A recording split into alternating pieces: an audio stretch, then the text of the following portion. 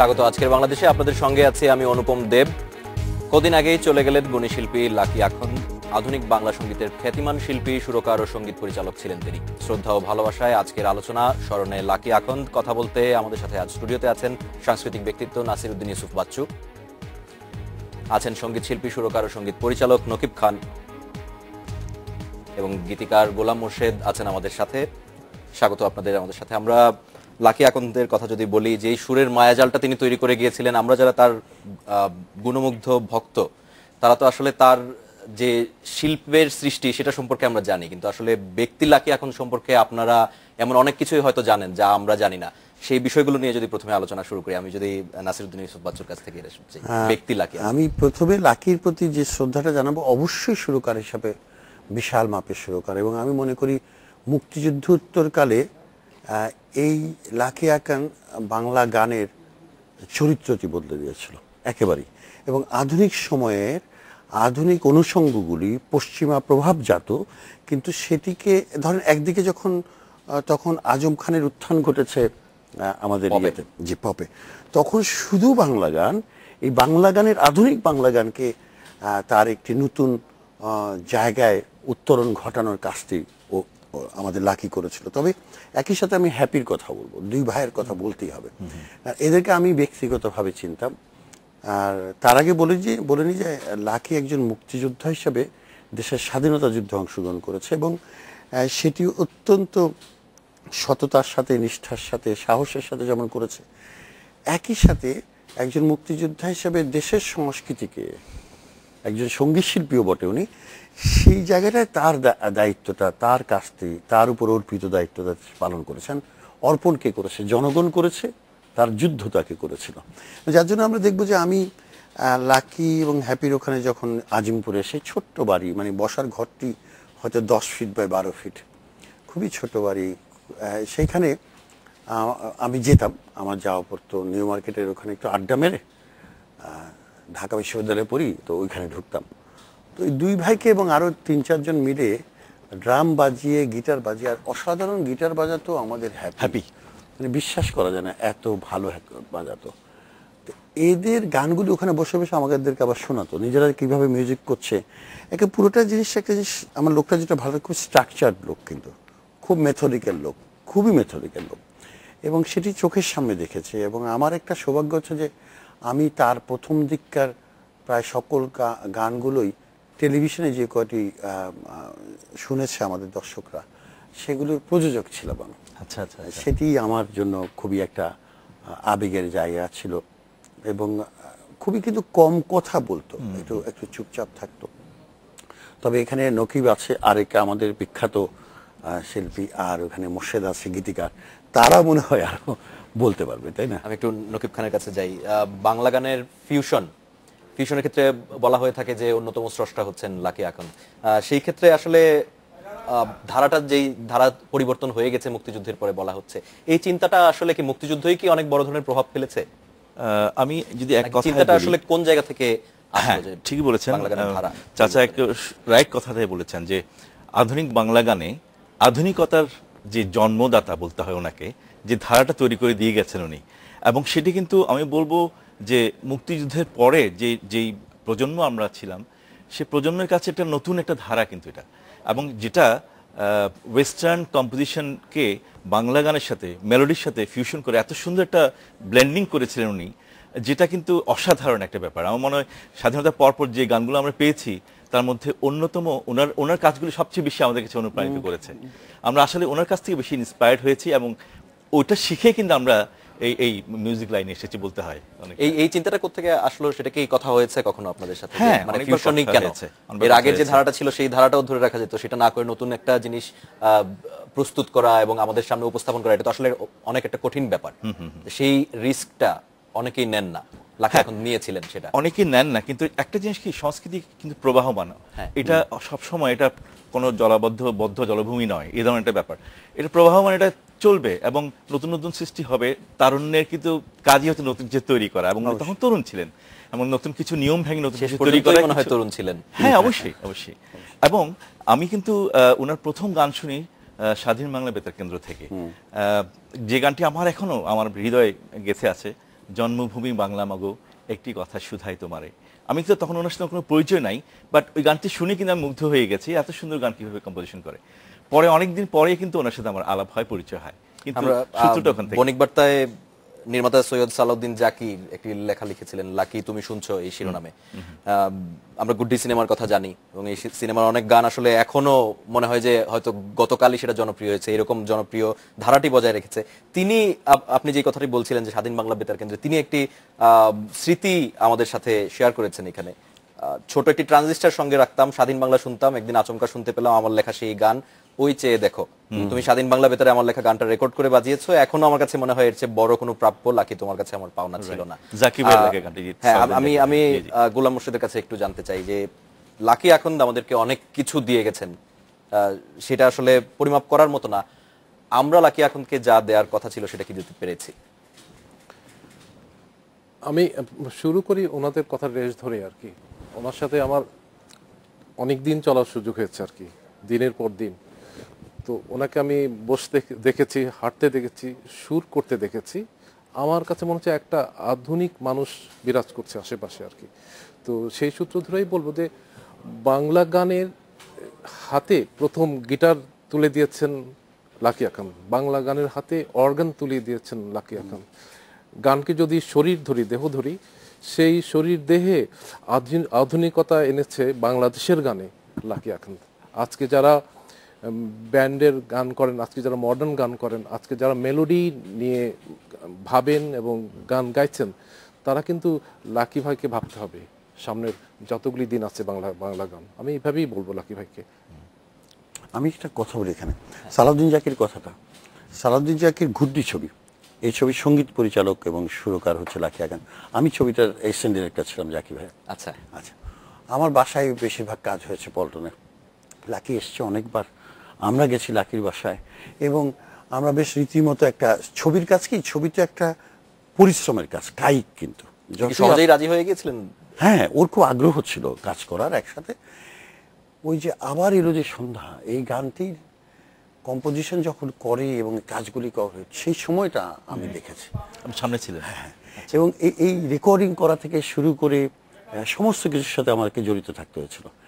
এবং জাকি ভাই যে কথাটি বলে, এটাই সত্যি যে জাকি ভাইয়ের সবচেয়ে বেশি লাকির প্রতি সবচেয়ে বেশি আবেগের জায়গা আমারও কিন্তু ঘুড্ডির কারণে, খুব স্বাভাবিক যে ঘুড্ডির কারণে, আর স্বাধীন বাংলা বেতার কেন্দ্রের কারণে।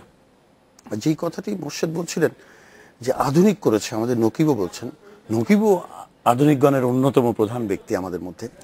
কারণ চট্টগ্রাম যে জনরা, যেটা, এটা কিন্তু কোনো তুলনা হয় না, এটা সত্যি কথা বলি। ঢাকা একরকমভাবে এগিয়েছে, চট্টগ্রাম একরকমভাবে এগিয়েছে, এগুলো কিন্তু দেখার মতো। এবং তারপর দেখেন সিলেটের একটি উত্থান ঘটে আমাদের এখানে, কিন্তু যেটি প্রত্যাশিত ছিল যে রংপুরের একটা উত্থান ঘটবে, রংপুরে কিন্তু এই বেসটা আছে, ঘটেনি। কিন্তু ওখানে দরকার ছিল লাকির মতো লোক, লাকির মতো লোক ঢাকায় ছিল, আর ওইখানে নকিবরা ছিল, সোলসের মতো দল ছিল। এখানে মজার ব্যাপার হচ্ছে লাকি প্রথমত গানগুলি, লিরিকটা বাসছেন খুব ইন্টারেস্টিং। ও কিন্তু লিরিকের প্রতি ওর খুব ছোট বাক্য চাইতেন, ছোট, এবং ও কিন্তু বুঝতো যে রিদমটা তৈরি হবে কি হবে না, সুরটা বসবে কি বসবে না, কথার সাথে সুরটা যাবে কি না। এগুলি খুব ফাঁসি ছিল, এগুলি করতো।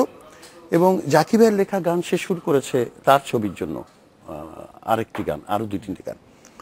আমার একটা জিনিস মনে আছে যে সে যে 60-এর দশকে এদের তো আসলে বেড়ে ওঠা, 70 দশকে আত্মপ্রকাশ, এই যে প্রস্তুতি পর্ব, এইখানে কিন্তু 60-এর দশকে আমাদের মুক্তিযুদ্ধের সম্মুখ বাস্তবতা রয়েছে।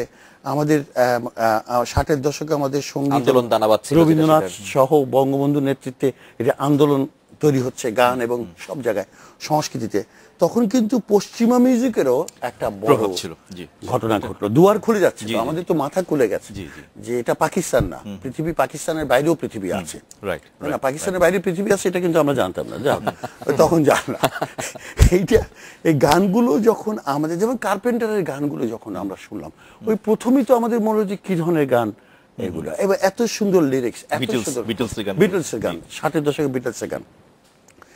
তার পরবর্তী পর্যায়ে ওইটা ইনফ্লুয়েন্স করেছিল বিটলস। এই যে গিটারের কথা, অর্গানের কথা আসছে, ক্ল্যারিনেটের কথা আসছে, এগুলি কিন্তু ইউরোপীয় সংস্কৃতি থেকে নিয়েছে, কিন্তু এগুলো মুক্তিযুদ্ধোত্তর একটি জাতি, তার যে ভেতরে নতুন রিদম তৈরি হয়েছে, এটাও কিন্তু আমাদের বুঝতে হবে। মুক্তিযুদ্ধের আগের জাতি আর মুক্তিযুদ্ধের পরের জাতি কিন্তু এক নয়। ভীষণ একটা অস্থিরতার মধ্যে একটা দ্রুত লয়ের কাজ, অনেক কিছু চলছিল। আজম খানের উত্থান কিন্তু এই কারণে, ক্ষোভ থেকে, বেদনা থেকে, ট্র্যাজেডি থেকে, গণহত্যা থেকে আজমের উত্থান। তো সেরকম সময় দেখেন পশ্চিমে তখন রকের উত্থান উত্থান, এবার তখন কিন্তু লাকি নিয়ে আসলো এক পশলা বৃষ্টির মতো অদ্ভুত মিষ্টি বাংলা গান, সফট মেলোডি সুর, যাকে soft বলে। জি, melody। জি, জি। অসাধারণ, এটি লাকির বিরাট অবদান। এবং মোর্শেদের দুটি গান তো লাকি খুব সুর করেছে, যেগুলি মনে হয় জেমস গেয়েছে, তাই না? হ্যাঁ, জেমস গেয়েছিল। আমরা যদি এই কথার সাথে সুর বসানোর যে বিষয়টি, সেটি আসলে আপনি আরো হ্যাঁ, হয়তো কাছ থেকে দেখেছেন, আপনার কাছ থেকে যদি একটু শুনি। কারণ অনেককে আমরা দেখে থাকি যে অনেকের ক্ষেত্রেই কথার সাথে সুরের মানে কথার সুর যে কোনো কিছু আলাদা, এটা অনেকের ক্ষেত্রে আমরা বুঝতেই পারি না। লাকি এখন তাদের মধ্যে একজন, অবশ্যই। সেই অল্প কয়েকজনের মধ্যে। অবশ্যই, right. আপনি যদি গীতিকার হিসেবে একজন সুরকার লাকি এখনকে একটু বেসিক্যালি লাকি ভাই খুবই আধুনিক মানুষ ছিলেন, পৃথিবীর মানুষ।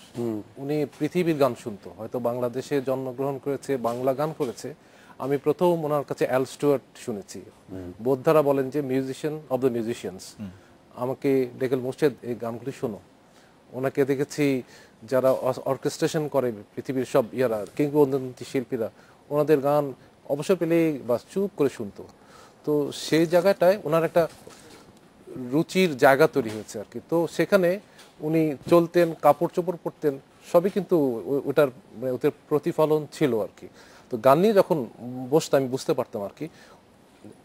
বাচ্চু ভাই যেটা বললেন, উনি কিন্তু খুবই চুজি ছিলেন। আমি বলবো যে এই ব্যাপারে কম্প্রোমাইজ কখনোই করে নেই। আমার গান কতখানি ভালো লিখেছি সেটা কিন্তু ভিন্ন কথা। তো আমি যেটা দেখেছি আর কি, গান একসাথে গান করেছি, এবং আজকে আমি যদি বলি যে আমি গান লিখতে চেষ্টা করি, সেটা কিন্তু লাকি আখান্দের কারণেই, ওনার উদ্যোগেই হয়েছিল। আচ্ছা, সেটা ভিন্ন কথা। তো যখন উনি গান নিয়ে বসতেন, প্রথমে ওই নিষ্পলক চেয়ে থাকতেন অনেকক্ষণ বলতে 2 মিনিট, 5 মিনিট, 10 মিনিট। তারপরে হারমোনিয়ামটা টেনে বসলেন, তখন মনে হচ্ছে না গানটা ধরেছে ওনার। ওই জায়গাটা কিন্তু করতেন। তো ওই জায়গাটা ওনার পছন্দের ব্যাপারটা ছিল, মানে কথার ব্যাপারে। কারণ উনি কোন কথায় কোন সুর বসাবেন, তখন ওনার মাথায় তৈরি হতে থাকতো আর কি। আমরা লাকি আহমদের আরো অনেক বিষয় নিয়ে আলোচনা করব। আমরা আলোচনায় ফিরছি, তবে তার আগে একটা ছোট্ট বিরতি নিয়ে আসছি।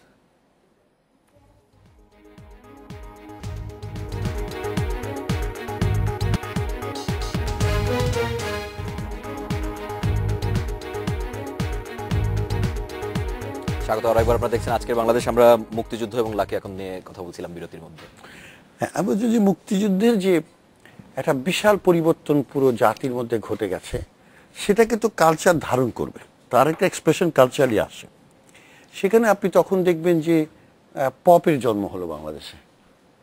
তার আগে কিন্তু ওয়েস্টার্ন সং গাওয়া হতো, কিন্তু এই প্রথম বাংলা পপ ভয়াবহভাবে আসলো, এবং সেটি কিন্তু পশ্চিম বাংলার আগে কিন্তু আমাদের বাংলাদেশে শুরু হলো, এবং সেখানে অনেকেই কাজ করেছে, আপনারা জানেন শুরুতে।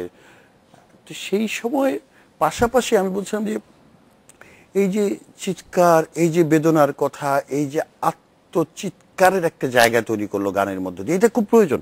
খারাপ বলছি না, ভালো বলছি আমি, হ্যাঁ। কিন্তু লাকি সে যেটা করলো একজন মুক্তিযোদ্ধা হিসাবে, আজমও মুক্তিযোদ্ধা, আজমও এই কন্ট্রিবিউশনটা করলো। লাকি যেটা করলো সেটা একটা অত্যন্ত সুস্থির, ঠান্ডা, যেন আপনার মেঘের মতো সুরটা আপনার চারপাশে ভেসে বেড়াচ্ছে, আপনাকে জলমগ্ন করছে, ক্ষতের মধ্যে একটা প্রলেপের মতো। এটি ধরেন আপনাকে মাঝে মাঝে হয়তো আপনার মনটাই ভিজিয়ে দিয়ে গেল, আছে তো, তাই না?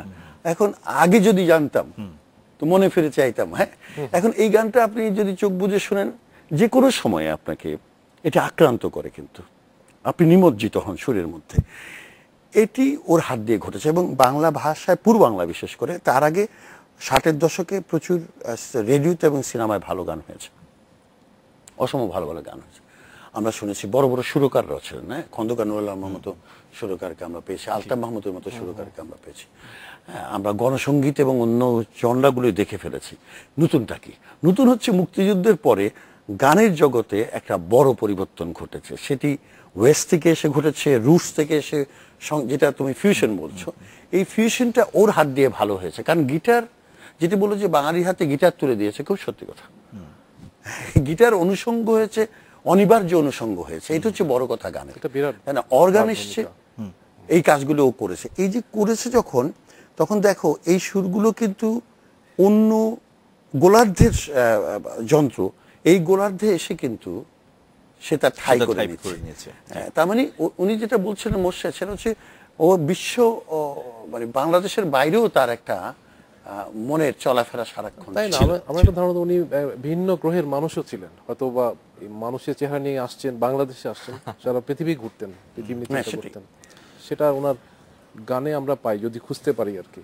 আর আমরা তো এখন বলি যে গ্লোবালাইজেশনের যুগ, বৈশ্বিক একটা গ্রামের যুগ, কিন্তু লাকি আখন্দ আসলে অনেক আগে থেকেই সেই যুগে ছিলেন, আমাদের অনেক আগে থেকে। হ্যাঁ, হ্যাঁ, এবং সেইটাকে ওর যেটা ক্রেডিট দিব সেটা হচ্ছে ওটাকে কিন্তু উনি ওয়েস্টার্নাইজ করেননি, কিন্তু পশ্চিমের অভিজ্ঞতা নিয়েছেন, কিন্তু কাজটা করেছেন কিন্তু বাংলা মাটিতে দাঁড়িয়ে। এটা হচ্ছে তার স্বকীয়তা। এটা সবচেয়ে বড় এটা success স্বকীয়তা। আমি বলবো, জি। এবং এখানে ওর যে মৃদু তরঙ্গের কাজগুলি করেছে, এগুলো কিন্তু ভাববার বিষয় যে এত সফট আছে কাজ করা যায়, এত সফট নোটে কাজ করা যায়, এবং সেটি আমাদের পূর্ব বাংলার গানে খুব কম ছিল। তার হাত দিয়ে ভালোভাবে হয়েছে। আর আমি তো একই সাথে বলেছি যে আজম খানের একটা বিশাল অবদান, সেও আজকে নেই আমাদের মধ্যে, মুক্তিযোদ্ধা।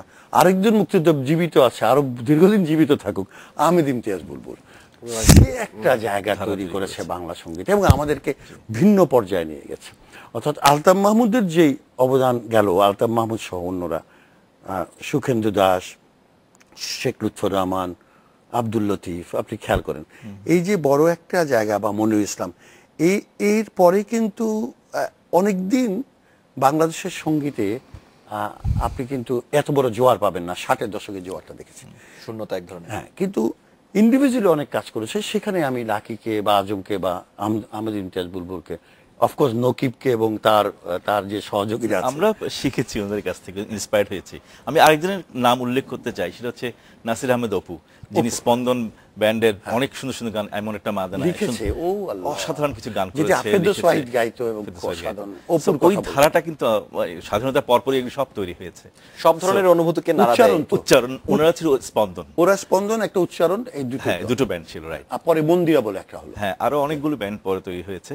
তখন পপ সঙ্গীত বলতো ওগুলিকে, আসলে আমরা এখন ব্যান্ড সঙ্গীত বলি। কিন্তু মজার ব্যাপার হচ্ছে হ্যাপি আর লাকি কিন্তু ওই পপের সাথে না, না, ওরা একটা ব্যান্ড ফর্ম তৈরি করেছে। হ্যাঁ, আলাদা, হ্যাঁ, আলাদা। আলাদা। তো আমি যেটা বলতে চাচ্ছিলাম এখানে, সেটা হচ্ছে বাংলা গানের দুটো মূল উপজীব্য আছে। একটা হচ্ছে লিরিক্যাল ভ্যালুস, লিরিক্স, এবং হচ্ছে মেলোডি। এই দুটোকে বাদ দিয়ে কিন্তু কিছুই হয় না, কখনো আমার থাকবে না। এবং লাকি ভাই কিন্তু সেই দুটোকেই উনি ফলো করেছে। এবং যেই গানগুলো আমরা ওনার শুনি এখন, আমরা আমাদের হৃদয়ে গেঁথে আছে, প্রত্যেকটা গানই কিন্তু এই দুটো বিষয় কিন্তু আছে, এর বাইরে কিছু না। এবং আমরা ওনার কাছ থেকেই ইন্সপায়ার্ড হয়ে আজকে আমরা অনেক কিছুই তৈরি করছি, হয়তো বা চেষ্টা করছি, কিন্তু ওনার বাইরে নয়। আমরা বারবার ওনার আসলে তো কাছে, জনপ্রিয় তো অনেকেই হন, কিন্তু ওর লাকি আখন্দ একটা গান জনপ্রিয়তা মন পার হয়ে কিংবদন্তির পর্যায়ে পৌঁছে আচ্ছা, গেছে। মন শুধু মন ছুঁয়েছে, ওর একটা গান, সুরের গান, সত্যি। আমার তো মনে হয় যে এটি শতাব্দী অতিক্রম করবে।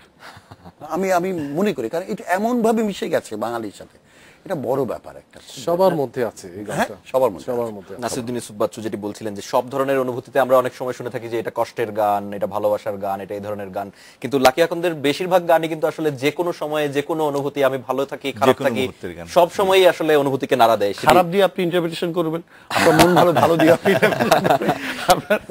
মানে সব ক্ষেত্রেই আসলে নাড়া দিয়ে যায় আমাদেরকে। কিন্তু সেই ক্ষেত্রে হ্যাপি আকন্দের কথা হচ্ছিল, হ্যাপি আকন্দের মৃত্যুটা আসলে অনেক বড় একটা প্রভাব ধাক্কা দিয়েছে ওনাকে, এবং সেক্ষেত্রে অনেক বড় ধাক্কা আপনি যদি দিয়েছে। একটু বলেন যে আসলে অনেক বড় সময়, হ্যাঁ, সেক্ষেত্রে অনেক ধাক্কাটা অনেক বড় অভিমান ছিল। করে অনেকদিন কিন্তু একেবারে এলুপ হয়ে গেছিল মিউজিক থেকে, প্রায় 10 বছরের মতো একেবারে কোনো কাজই করেনি, এতই উনি ভেঙে পড়েছিলেন। আমরা তখন খুব কাছ থেকে উনাকে দেখেছি। লাকি ভাই এবং হ্যাপি আমার খুব ক্লোজ ফ্রেন্ড ছিল, আমরা একসাথে অনেক গান করেছি, আমরা বেরিয়ে পড়তাম গিটার নিয়ে অনেক অনেক দূর। সো উনি মারা যাওয়ার পর লাকি ভাই একেবারে নিজেকে গুটিয়ে ফেলেছিলেন। তখন আমরা প্রায় ওনার বাসায় যেতাম, একসাথে গান করতাম ওনাকে একটু চাঙ্গা করার জন্য। তো উনি আমাদের সাথে অনেক কিছু শেয়ার করতেন, যে উনার কেন এত অভিমান। তার মূল কারণটা যেটা হচ্ছে উনার যে থিঙ্কিংটা, উনার যে ক্রিয়েটিভিটিটা, এটা অনেকে আসলে বুঝতে পারে না। অনেকে মনে করি উনি একটু লেট ব্যাক, উনি একটু আলসে বা টাইমলি আসে না, কিন্তু ওনার মধ্যে যে পারফেকশনের ব্যাপারটা আছে, উনি সবকিছু পারফেক্ট না করে কোনো কিছু করতে চান না। এই জিনিসটা অনেকে বুঝতে পারেন না। এবং আমাদের তখনকার যে মিডিয়াগুলো ছিল, তখন সেই মিডিয়াগুলো ওনাকে আসলে ভুল বুঝেছে, যেখানে উনি খুব অভিমান করে চলে গেছে। কারণ হ্যাপির মতো একটা ট্যালেন্টেড মিউজিশিয়ানকে আমরা মিস করেছি, আমরা হারিয়েছি। অবিশ্বাস্য। ওর মতো অ্যাকোস্টিক গিটার প্লেয়ার খুব এখনো আমি দেখিনি, এখন এখনো পর্যন্ত দেখিনি। এখনো আসে আমি এবং সাথে লাকি ভাই যে পিয়ানো অ্যাকর্ডিয়ন বাজান বাংলাদেশে এরকম আমি আর দেখিনি, এখনো পর্যন্ত আমি দেখিনি। এত সুন্দর, এত এত সুন্দর। লাকি একটু নিভৃত চারিত্রিক। নিভৃত চালাচ্ছে। কিছু যোগ করতে হ্যাপি চাচ্ছেন? আকান্তের গিটার প্লেয়িং নিয়ে কথা হচ্ছে তো আমারও সে সুযোগ সৌভাগ্য হয়েছে আর কি। আজিমপুরের বাসায় যেতাম, আজিমপুরের বাসায় তো খুব চর্চা হ্যাপি হতো। নিচে বসে আর লাকি ভাই উপরে বসে কাজ করছে আর কি। তো হ্যাপি গিটার বাজাচ্ছে। আমি প্রথম দেখলাম যে গিটারের তারগুলো কথা বলো, যখন প্লাকিং করছে মানে তারগুলো কথা বলছে প্রত্যেকটা ইয়ে। তো অদ্ভুত ব্যাপার, এখনো মানে আমার ভাসে আর কি চোখে, যে একটা মানুষ এত ক্লিয়ার মানে গিটারের সাউন্ড বের করতে পারে এত মেলোডি দিয়ে, এটা অদ্ভুত একটা ব্যাপার। অদ্ভুত ব্যাপার, অদ্ভুত। এই অদ্ভুত এবং এত সুন্দর পিয়ানো বাজাতো হ্যাপি, অদ্ভুত, অদ্ভুত। ও তার অভিমান ভেঙে আবার ফিরে আসার গল্পটাও আমরা আপনাদের কাছ থেকে শুনবো। আমাদের আরেকটা বিরতি নিতে হচ্ছে, ছোট্ট একটা বিরতি নিচ্ছি।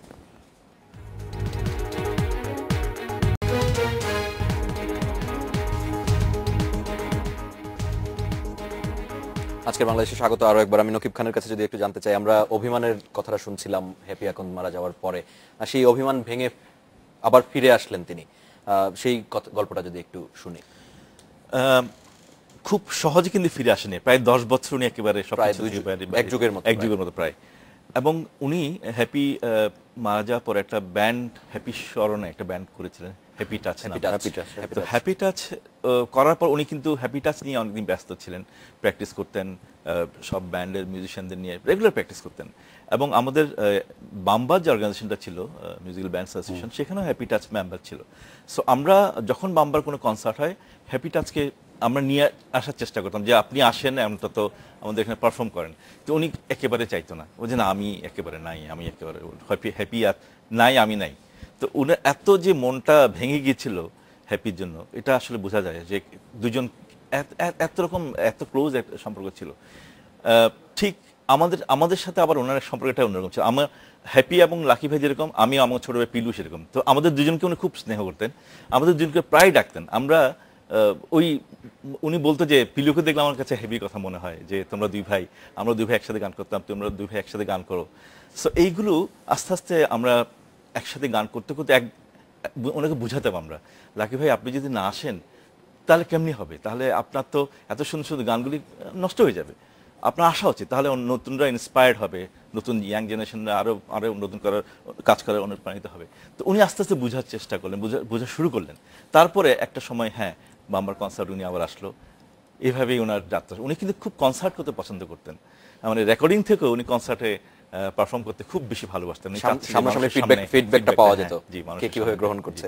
গোলাম মোর্শেদের কাছে আমি শুনতে চাই, লাকি আকন্দের অনুপ্রেরণার কথা বলছিলেন আপনার গান লেখার শুরু হওয়ার পেছনে, সেই গল্পটা যদি আমাদের একটু। এইখানে এটার উত্তর দেওয়ার আগে একটা সুযোগ নিতে চাই কথা বলতে। লাকি এখন চলে গেছেন, উনি আর ফিরে আসবেন না। বছর দেড়েক আগে খবর যখন আসলো যে ওনাকে মরণ ব্যাধি ওনার কাছে এসছে, তো তখন থেকে অনেকেই ওনার শুভাকাঙ্ক্ষীরা ওনার পাশে দাঁড়িয়েছে। হয়তো অনেক নাম বলা যাবে না, বাট আমি দুজনকে আজকে এই আসরে দুজনের নাম উল্লেখ করতে চাই। একটা হচ্ছে আমাদের ছোট ভাই, পরিচিত, আমাদের সবার প্রিয় এরশাদুল হক টিঙ্কু। ও এই 1.5 বছর সকাল সন্ধ্যা এই মানুষটার পেছনে যে সময় দিয়েছে, যে ভালোবাসা দিয়েছে, পিতার মতো, মাতার মতো, ছোট ভাইয়ের মতো, সন্তানের মতো যে ভালোবাসা ওনাকে দিয়েছে, তার ঘুমানোর সময়, তার খাওয়ার সময়, তার প্রত্যেকটা এই কষ্টের সময়, আমি অবশ্যই মানে আজকে টিঙ্কুর কথাটা স্মরণ করতে চাই, তাকে সালাম দিতে চাই, আমাদের ছোট ভাই। আর সাথে 10 থেকে 12-13 বছর একটা ছেলে, ওর নাম রাসেল, ওকে হয়তো কেউ জানবে না কোনোদিন। ওকে দেখেছি লাকি ভাইয়ের পাশে এই সময়টা 1.5 বছর, ওনাকে খাওয়ানো, ওনার সুবিধা অসুবিধা, রাত জাগা, কোনো কথা না বলে নীরবে এই ছোট্ট ছেলেটা এই এতদিন সময় দিয়েছে। ওনাকে যখন কবরে নামানো হলো লাকি ভাইকে, আমি ছিলাম সেখানে, তো রাসেলকে আমি কিন্তু রাত্রি দিয়ে তাকিয়ে আছি, ও কোনায় বসে এমনি তাকিয়ে আছে কবরের দিকে, আর চোখে পানি পড়ছে। আমি টিঙ্কুর সাথে আমার কথা হয়েছে, আমি টিঙ্কুগুলো আমার আগে তোমার আসা উচিত এই আসরে, এইসব অনুষ্ঠানে, লাকি ভাইয়ের স্মৃতি স্মরণ অনুষ্ঠানে। তো ও বলছে আমি মোর্শেদ ভাই আমি পারবো না, কারণ আমি যে আবেগপ্রবণ হয়ে যাব, আমি চোখে আমি কান্না রাখতে পারবো না, আমি সেজন্য আসবো না। তো আমার মনে হয় এরকম কিছু মানুষ যদি আমাদের সাথে থাকে তাহলে কিন্তু আমরা কখনোই একা না, আমরা কখনোই বিপদগ্রস্ত না। লাকি এখন কখনোই চলে যাবেন না। আমি আরো দুজনের তিনজনের কথার নাম উল্লেখ করতে চাই। হয়তো অনেকের নাম আমি বলতে পারি না, যেমন ওরা ঠিক পেছনে ছিল আসিফ ইকবাল, ও যথেষ্ট সেই জায়গাটায় আমি অবশ্যই বলবো যে আনিসুল হক সাহেব, আসিফ ইকবাল, এবং ডাক্তার রুবায়েত। ডাক্তার রুবায়েত অবশ্যই, হ্যাঁ, অনেক নামটা কষ্ট বলা করেছেন। সাংঘাতিক করে। এবং শেষ পর্যায়ে এসে আনিসুল হক যে আমি এটাই বলছিলাম যে অনেক অনেক লাকিকে কেন্দ্র করে কিন্তু আবার একটা ঘটনা ঘটেছে বাংলাদেশের সংস্কৃতির জগতে, সেটা হচ্ছে শিল্পীর পাশে বলে একটি সংগঠন লাকিকে কেন্দ্র করে হয়েছে। আমাদের মেয়র আনিসুল হক এটা উদ্যোগ নিয়েছেন এবং সেখানে আনিসুজ্জামান স্যার থেকে শুরু করে আমাদের আব্দুল আবু সাইদ থেকে শুরু করে অনেকেই জড়িত আছেন। এবং সেই সংগঠনটি লাকি তো গিয়েছিল প্রথম অনুষ্ঠানে, একটি 5 তারকা হোটেলে হয়েছিল, সেখানে তাকে নিয়ে যাওয়া হয়েছিল। আলাউদ্দিন আলী অসুস্থ জানা গিয়েছিল, তো লাকি ওখানে বসে মঞ্চে বারবার বলছিল যে আমি আবার গান করবো, আমি আবার গানে ফিরে আসতে চাই। প্রচন্ড ইচ্ছা ছিল, প্রচন্ড ইচ্ছা ছিল।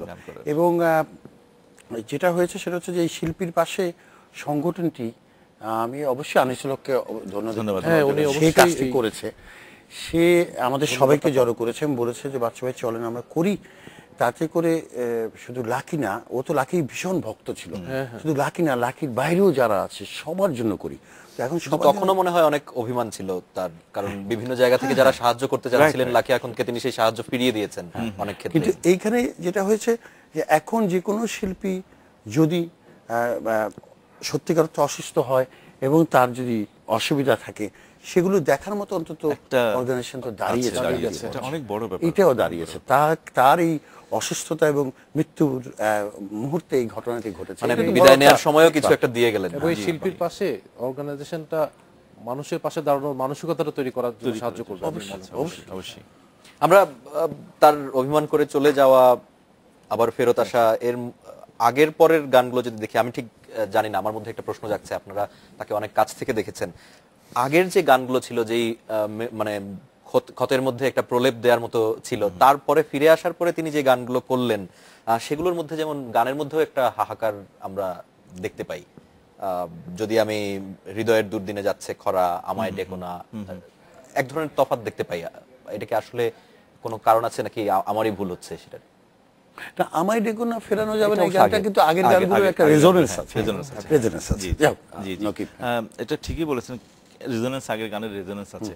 এবং ওনার যে কষ্টটা, মোর্শেদ ভাই ভালো বলতে পারবেন, ওনার কষ্টগুলোর মধ্যে কিন্তু গানের মধ্যে প্রকাশ পেয়েছে। অনেকগুলি গানের মধ্যে প্রতিদান দিতে পারি না, অনেক নাটক ওনার গান ইউজ হয়েছে, আজ আছি কাল নেই, অভিযোগ রেখো না, অদ্ভুত গান। মানে এই গানগুলো যখনই শুনি তখন মনে গায়ের কাটা দিয়ে উঠে। এত সুন্দর ওনার সুর, এত সুন্দর লিরিক্সের প্রতি জাস্টিফাই করা যে এই সুরটা এই লিরিকের সাথে যাবে, এটা কিন্তু অনেকে পারে না। এবং আরেকটা খুব বিশেষত্ব না ছিল, কোন গানটি কার কণ্ঠে মানাবে উনি খুব ভালো বুঝতেন। এবং আপনি দেখেন যেই ওনার গান করেছে প্রত্যেকটা গান কিন্তু ওনার গলায় ভালো লেগেছে, উনি নিজেও করেছেন, মনে হচ্ছে তার জন্যই গান করা। এটা কিন্তু খুব ভালো একটা ব্যাপার, এটা সহজে অনেকে পারে না এটা করতে। আমরা যখন লাকি আকন্দের কথা বলি যে তিনি আসলে বাংলা গানে গিটার তুলে দিয়েছেন, এই ধরনের কথা এসেছে, কিন্তু আমরা শুধুমাত্র গানের ক্ষেত্রে না, সংস্কৃতির সব ক্ষেত্রেই মনে হয় দেখি যে যখনই নতুন কোনো কিছু ইন্ট্রোডিউস করানো হয়, পরিচয় করানো হয় আমাদের সাথে, তখনই এক ধরনের রেজিস্ট্যান্সও তৈরি হয় ভিতর থেকে, যে না এটা অপসংস্কৃতি, না এই জিনিস আমরা গ্রহণ করতে পারি না, এটা আমাদের কালচারে নেই, এটা আমাদের জিনিস না। এই ধরনের জিনিস কি আসলে লাকি আকনকে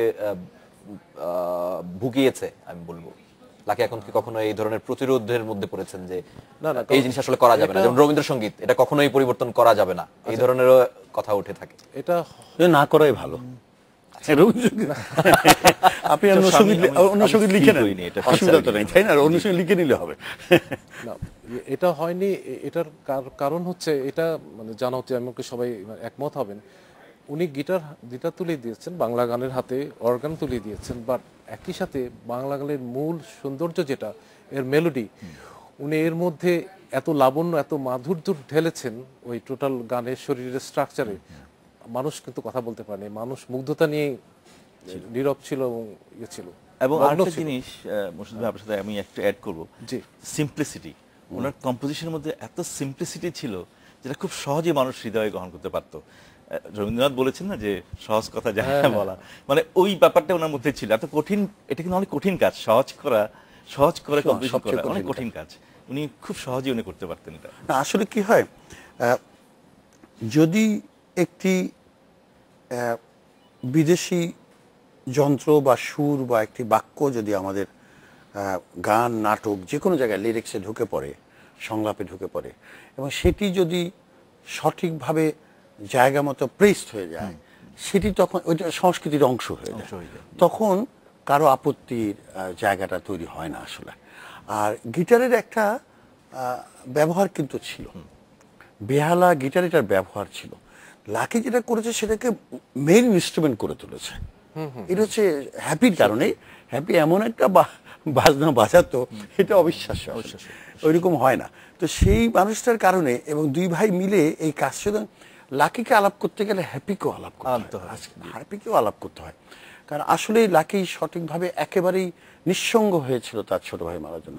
এবং কোনোদিন আমি দেখিনি, অনেক রেকর্ডিং করেছি তাদের সাথে একসাথে, টেলিভিশন প্রোগ্রামগুলো আমার করেছে 75-এর পরবর্তী পর্যায়গুলোতে। সে তখন বলতো যে ছোট ভাই, ও হয়তো হ্যাপি একটু দেরিতে আসলো, হ্যাপি হয়তো কোথাও চলে গেল, রিহার্সাল রুম থেকে বাইরে, হয় আমরা একটু বিরক্ত হচ্ছি। খেয়ালি মানুষ ছিল, হ্যাঁ, খেয়ালি মানুষ ছিল, কিন্তু খুব আদর করে, করে, কোনোদিন বকা দেয়নি। এটা আমার একটা দেখার ব্যাপার। আর যেটা নকিব একটু আগে বলছিল, খুব ইন্টারেস্টিং, যে ওকে ভুল বোঝার কারণ হচ্ছে, ধরেন আমার রুমে টেলিভিশনের দোতলায় আমার যে রুমটা ছিল, সেখানে আমরা বসে আড্ডা দিচ্ছি, রিহার্সাল শুরু হবে পরে, 2 ঘন্টা আগে থেকে আড্ডা দিচ্ছি।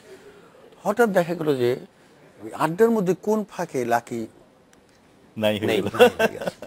লাকি কোথায়, একটু পরে খেয়াল করলাম পাশে আমার মহড়া কক্ষ, বিরাট একটা মহড়া কক্ষ, ওই যে বিটিভির, ওখানে সে একটা হারমোনিয়াম নিয়ে একা নিজেই সুর ভাবছে, গান। লাকি তুমি বললে না, একটু মুচকি হেসে আবার নিমগ্ন, মানে উত্তরও দিচ্ছে না। এটা হচ্ছে লাকি এখন আসলে, মানে যখন যাই করেন সবসময় তার মাথায় সেটা কাজ করতেই।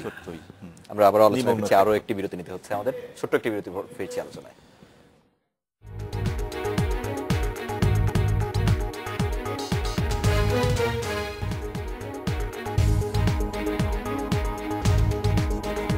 আপনারা দেখছেন আজকের বাংলাদেশ। আমরা আলোচনা করছিলাম, তার আগে আমি আসলে অনেকেই লাকি আখন্দ নিয়ে, লাকি আখন্দ চলে যাওয়ার পর অনেক কিছু বলেছেন, নিজেদের স্মৃতিচারণ করেছেন। আমি কণ্ঠশিল্পী আসিফ আকবরের কথা বলছিলাম, তিনি একটি ফেসবুক স্ট্যাটাস দিয়েছেন, সেই কথাটি আমি একটু বলতে চাই। পত্রপত্রিকায় নিউজ হলো, সময় থেমে গিয়েছিল, গানটি আমি গাইছি, হঠাৎ করেই মোবাইলে মেসেজ এলো, আমি লাকি আখন্দ, ব্যস্ত সমস্ত হয়ে ফোন ব্যাক করলাম। লাকি ভাই প্রথমে আমাকে চিনতে পারেননি, চেনার চেষ্টাও করেননি, শুধু জিজ্ঞেস করলেন আমি গানটা কোথায় পেয়েছি। ইতিহাস শুনে বললেন, এই গানটি গাওয়ার যোগ্যতা তোমার নেই, এটি তাল ছাড়া গান, তোমাকে দিয়ে এই গান হবে না, সুতরাং গানটি গাওয়ার চেষ্টা করো না। আমি রনে ভঙ্গ দিয়ে বুঝে গেছি লাকি ভাইয়ের গান গাওয়া এত সহজ নয়, আমি অন্য কাজে মনোযোগী হলাম। নকিব খান মনে হয় এই কথাটাই বলছিলেন। আসলে এটা আসলে আমি ঠিক মানে বোঝার জন্য বলছি যে কিভাবে সম্ভব একজন মানুষ, সে কোন গানটা পারবে, আমি সেইটা বুঝছি, সেটা কিভাবে পারতেন লাকি এখন? আমি যদি ভেবে বলি যে একজন সুরকার, যে সঙ্গীত পরিচালক সুরকার যদি সত্যিকার অর্থে চিন্তা করে এই গানটি কার গলায় মানাবে, তারপরেই কিন্তু গানটা সাকসেসফুলি ওনার গলায় যেতে পারে। এমন লাকি ভাই অদ্ভুত সুন্দর একটা কাজ সবসময় উনি করতেন। প্রথমে চিন্তা করতেন এই গানটি উনি কার গলায় মানাবে, সেভাবে কিন্তু উনি সুরটা করতেন। হয় উনি নিজে গাইবেন অথবা কাকে দিয়ে করাবেন, ছেলে করবে না মেয়ে করবে, এটাও কিন্তু উনি বুঝতেন। এবং যেটার সাথে মোর্শেদ ভাই ভালো বলতে পারবে, লিরিক্সের একটা ব্যাপার আছে, কারণ লিরিক্সটা এটা কি মেয়ের জন্য নাকি এটা ছেলের জন্য, সেটা কিন্তু আগে থেকে বুঝে নিতেন। এবং এটা কার গলায় ভালো লাগবে, ফর এক্সাম্পল আসিফ আকবরের গলায় হয়তো এই গানটা ভালো লাগতো না, উনি বুঝে গেছেন এই গানটা ও গলায় মানাবে না, সেজন্য স্ট্রেট পরে তিনি লাকি আখন্দের গান গেয়েছেন, হ্যাঁ, কিন্তু ওই গানটা হয়তো স্পেসিফিকলি ওনার গলায় মানাতো না, সেজন্য উনি স্ট্রেট বলে দিয়েছেন। সেটা কিন্তু আমিও করি, তাই আমি স্ট্রেট বলি। স্ট্রেট বলতে পারাটাও কিন্তু একটা গুণ। হ্যাঁ, এটা উচিত, কারণ গানটা তো নষ্ট হওয়ার কোনো মানে নাই। হ্যাঁ, এবং সেটা যে সহজভাবে গ্রহণ করেছেন সেটাও একটা বড় ব্যাপার। আমি তাকে ধন্যবাদ দেব। গোলাম মুর্শিদ, আচ্ছা, লাকি ভাইয়ের গান গাওয়ার ব্যাপারে একটা বিপদ আছে। ওনার নিজের গলায় এত মেলোডি, উনি তো প্রথমে গানটা উঠিয়ে দিতেন। আমার যদি আমি ভুল না করি, লাকি ভাইয়ের গানের মানানসই কণ্ঠ আছে আমাদের অন্যতম গুণী শিল্পী সামিনা চৌধুরীর এবং ফাহমিদা নবী, ওই ঘরানার ইয়েতে উনি করতেন। তো ওদিন সামিনা নবী একটা সাক্ষাৎকারে বলছিলেন যে আমার গান উনি পছন্দ করতেন, কিন্তু আবার উনি যখন গেতেন আমি সাথে সাথে বলতাম লাইচা বলে লাকি চাচার লাইচা, এটা মনে হয় আপনি গেলেই ভালো হয়। যে সেই জায়গায় ওনার গান গাওয়া তো সত্যিই ডিফিকাল্ট। উনি যে সুরের ইয়েটা তৈরি করতেন সেখানে সঠিক জায়গায় মানানসই ইয়ে করা খুবই মুশকিল আমি বলবো। কারণ উনি যে দরদ দিয়ে গানটা, যে মেলোডি ওনার ভেতরে ছিল, উনি যেটা তুলে দিতেন সেটা হুবহু তৈরি করা আনা খুবই কষ্ট। ওনার গানের থ্রোয়িং যখন রেকর্ডিং অদ্ভুত থ্রোয়িং, এবং যে শেষের অক্ষর যেটা আছে অনেক সময় গ ম আছে, এগুলো উচ্চারণ করা খুব ডিফিকাল্ট, কিন্তু এত সুন্দরভাবে উচ্চারণ করতেন এবং গানের মধ্যে মিশে যেতেন উনি। ওনার গলাটা কোনো কিছু আতিশয্য মনে হতো না। আমি জানতে চেয়েছিলাম এর আগে যে তার অনুপ্রেরণায় আপনার লেখালেখিতে গান লেখা শুরু করা এবং গান লেখায় তার কাছে অনেক কিছুই আপনি পেয়েছেন, সেই জিনিসগুলো যদি আপনি একটু আমাদের সাথে আলোচনা করতেন। আমি আসলে গান লেখা এবং তার আমি আসলে গান লিখবো এটা কখনোই ভাবি নাই। এটা আমার সাথে অনেক দিনের পরিচয়। মাঝখানে 76-77 পরে মাঝখানে 15-20 বছর কথা হতো, মাঝে মাঝে দেখা হতো, কিন্তু একসাথে সময় কাটানো হয়নি। 98-এ উনি আমার অফিসে, আমার ছোট্ট ধামে যেটা কাজের জায়গা ছিল সেখানে উনি আসলেন।